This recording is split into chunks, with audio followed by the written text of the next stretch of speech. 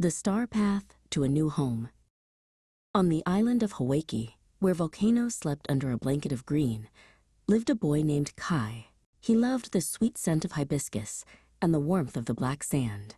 But the island was full, and the great fishing canoes returned with less to share each day. The elders gathered under the banyan tree.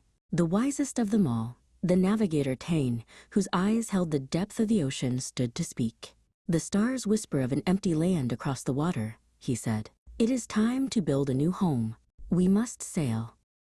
Kai watched, his heart thumping like a drum, as the village prepared the great double-hulled canoe, the Vaka. They loaded it with precious taro roots, breadfruit, and gourds filled with fresh water, everything they would need for a long journey.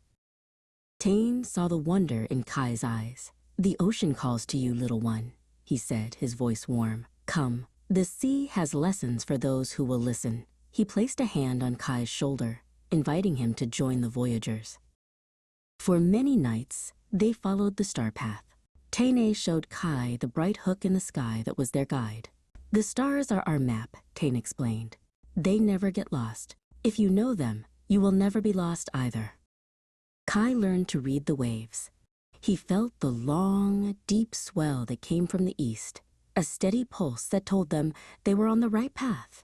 He watched the clouds, learning how they gathered over distant islands he could not yet see. One day, a great storm descended. The sky turned dark, and the waves rose like angry mountains, tossing the Vaka back and forth. The crew held tight to the ropes, their knuckles white, but Tāne was calm.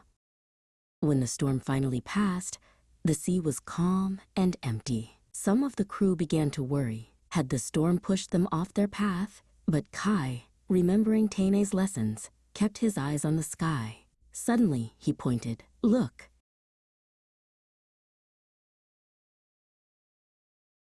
Tāne followed his gaze, and a wide smile spread across his face. A white tern, a seabird that never flies too far from its home, soared above them. In its beak was a small, silver fish. "It is flying home to feed its young," Tāne said. "Follow that bird."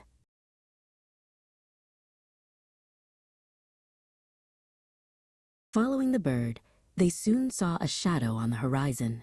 The shadow grew into a line of green, a new island, lush and tall, with waterfalls cascading down its cliffs.